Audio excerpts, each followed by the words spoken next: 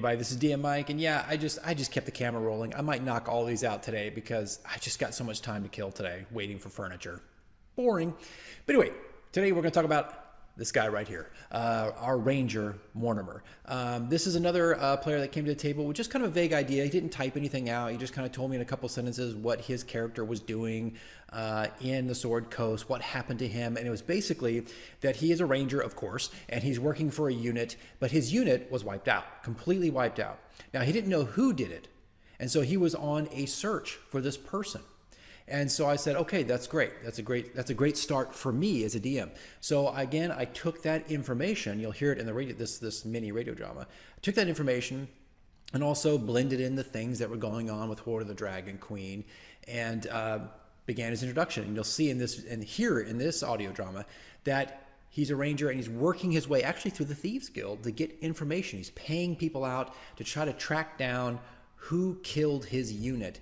And in this radio introduction, he finds out who it is. He gets a name, and he sets out towards Kingston. As you can see, all these radio dramas, these character introductions, are bringing people all to the same spot, which was the goal anyway. Now, you don't have to do that with all your character introductions. This is just something that I did for this particular one.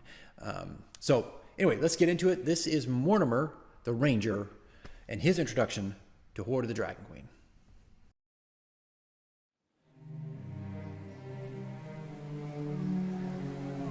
The road has been long and dreadful.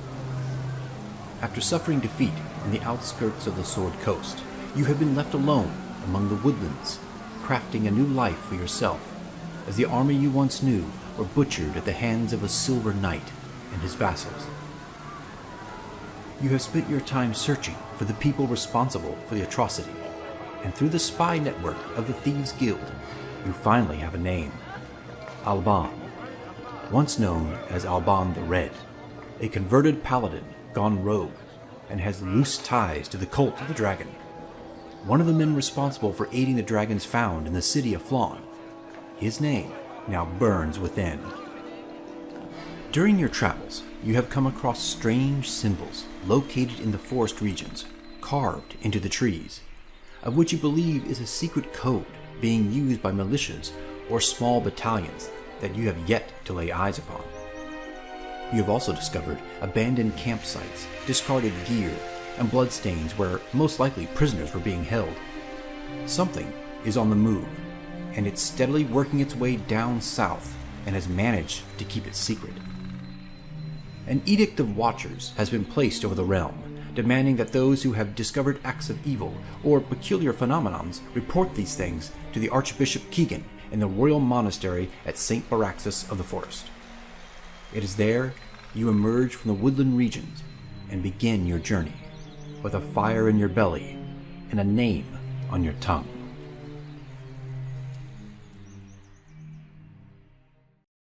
All right, that is Mortimer, our ranger.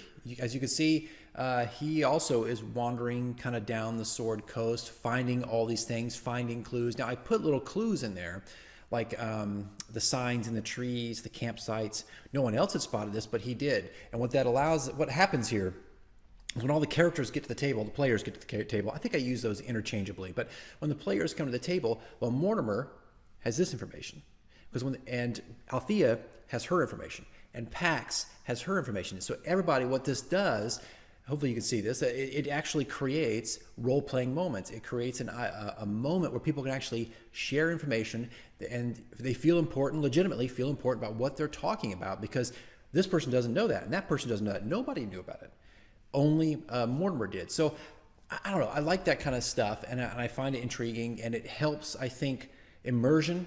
Always about verisimilitude, immersion, but it also helps with just organically kind of creating role-playing moments. And Mortimer is more of a tight-lipped kind of player too. I mean, this is just how he's approached his character. So he's actually been kind of stingy a little bit with his information. Now, most of it's out now, but he's been kind of tight-lipped about a lot of things. So that to me is also a great role-playing thing. He doesn't have to share. Nobody in this adventure had to share anything.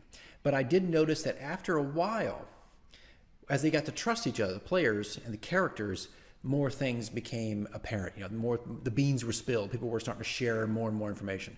Though I think our cleric 2 was very tight-lipped about a lot of stuff. She had a lot of secrets, which I'm totally fine with. I think is great. I think is awesome. So anyway, guys, that's Mortimer. That's his story and his introduction to Hoard the Dragon Queen.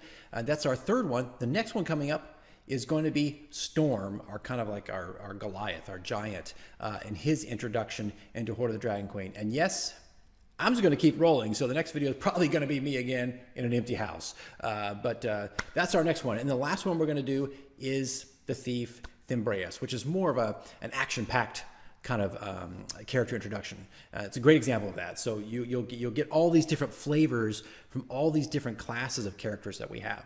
All right, guys, that's it. I'm going to wrap up here, and I guess I will see you in the empty house in the next video.